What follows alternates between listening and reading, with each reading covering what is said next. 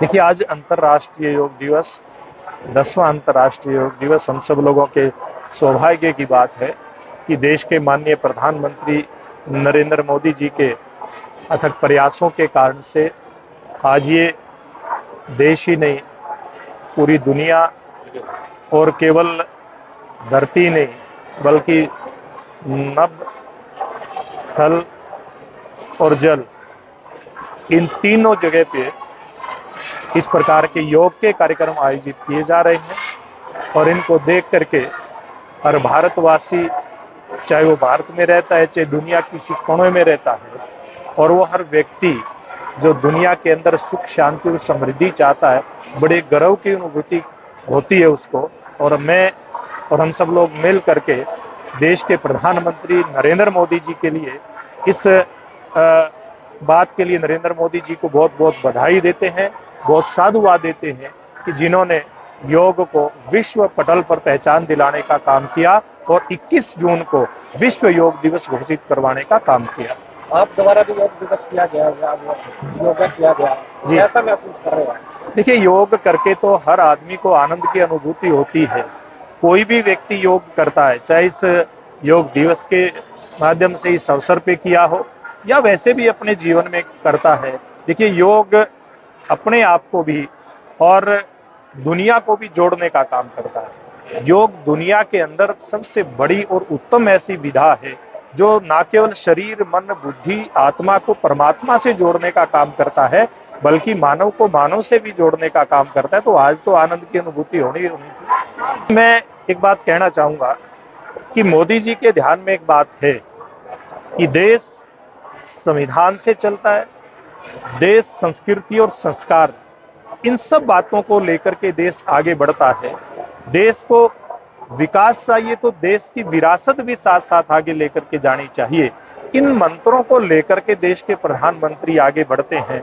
और इसीलिए एक तरफ जहां देश के प्रधानमंत्री हम लोग देखते हैं कि जहां वो रेलवे का नेटवर्क लगातार बढ़ाने का काम कर रहे हैं, रोड का नेटवर्क बढ़ाने का काम कर रहे हैं, एयरपोर्ट का नेटवर्क बढ़ाने का काम कर रहे हैं, हर तरह की कनेक्टिविटी के ऊपर जोर देकर के देश का आधारभूत ढांचा मजबूत कर रहे हैं। दूसरी तरफ नालंदा जैसे शिक्षा के बड़े केंद्र, जिनको जला दिया गया था, जिनको नष्ट करने का प्रयास किया गया था आक्रांताओं के द्वारा, उनको पुनर्जीवित करके दुनिया के सामने हमारा गौरवशाली इतिहास रखने का काम करते हैं। दूसरी तरफ नरेंद्र मोदी जी इस देश से धारा 370 और 35 ए वो खत्म करने का काम करते हैं। नरेंद्र मोदी जी संविधान के प्रति लोगों की श्रद्धा बढ़े। बाबा साहेब भीमराव अंबेडकर जहां उन्होंने जन्म लिया, महू के अंदर जहां उन्होंने शिक्षा ली, लंदन के अंदर जहां उन्होंने दीक्षा ली, नागपुर के अंदर जहां दिल्ली में उन्होंने अंतिम सांस ली और जहां मुंबई में उन्होंने उनका अंतिम संस्कार हुआ, ऐसे 5 स्थानों को एक तीर्थ के रूप में विकसित करने का काम करते हैं। इस प्रकार का देश को प्रधानमंत्री मिला है और इन 10 सालों में नरेंद्र मोदी जी ने संविधान, संस्कृति और संस्कार, विकास और विरासत, इनको साथ लेकर के देश को आगे बढ़ाने का काम किया है। और आज इसीलिए नरेंद्र मोदी जी तीसरी बार, यह रिकॉर्ड की बात है, 1962 के बाद 62 सालों के बाद एक ऐसा संयोग आया है कि कोई प्रधानमंत्री तीसरी बार जनता का आशीर्वाद प्राप्त करके देश का प्रधानमंत्री बना। मुझे नहीं पता अभय सिंह चौटाला ने क्या बयान दिया, लेकिन मैं एक बात कह सकता हूं कि कांग्रेस पार्टी परिवारवाद से ग्रस्त है। इस देश में जिस पार्टी ने ये रिकॉर्ड बनाया हो, जो रिकॉर्ड अभी नरेंद्र मोदी जी ने बनाया है, तीसरी बार प्रधानमंत्री देने का देश को, जवाहरलाल नेहरू 3 बार लगातार प्रधानमंत्री बने थे, जिस पार्टी ने इतना बड़ा काम किया हो, आज वो 100 सीटों का आंकड़ा देश में नहीं छू पाती। लगातार हरियाणा प्रदेश में न्यूनतम स्तर पर कांग्रेस जा रही है। इस स्थिति में कांग्रेस पहुंची है तो देश में भी राष्ट्रवाद के कारण से हरियाणा प्रदेश में जो चौधरी भूपेंद्र सिंह हुड्डा का जो परिवारवाद है, उस परिवारवाद के कारण से ही आज कांग्रेस पार्टी लगातार हरियाणा प्रदेश में टूटने जा रही है।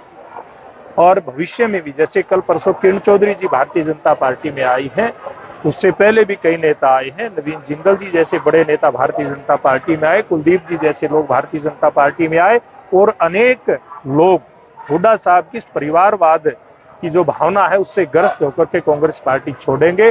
और निश्चित रूप से हरियाणा की जनता एक बार फिर से भारतीय जनता पार्टी को आशीर्वाद देगी। विधानसभा चुनाव जो है नजदीक आ गए हैं, अब क्या लगता है कि आने वाले समय में भाजपा का क्या रहेगा? देखिए, भारतीय जनता पार्टी को हरियाणा की जनता, जैसे देश की जनता ने नरेंद्र मोदी जी को आशीर्वाद दिया है, वही हरियाणा में भी हरियाणा की जनता भारतीय जनता पार्टी को आशीर्वाद देने वाली है, क्योंकि हमारी सरकार ने हरियाणा प्रदेश के अंदर जो एक पारदर्शी शासन व्यवस्था दी है, इससे आम जन खुश है। जन कल्याण की योजनाओं में जो जो चीजें बाधा बनती थी, उन सब बाधाओं को समाप्त करके जन कल्याण की योजनाओं का लाभ गरीब आदमी तक पहुंचे, ये हमारी सरकार ने सुनिश्चित किया है। विकास निचले स्तर तक पहुंचे, ये हमारी सरकार ने सुनिश्चित किया। इसलिए हरियाणा की जनता हमारी सरकार को, भारतीय जनता पार्टी को पुनः आशीर्वाद देगी, ये मैं मान करके चलता हूं।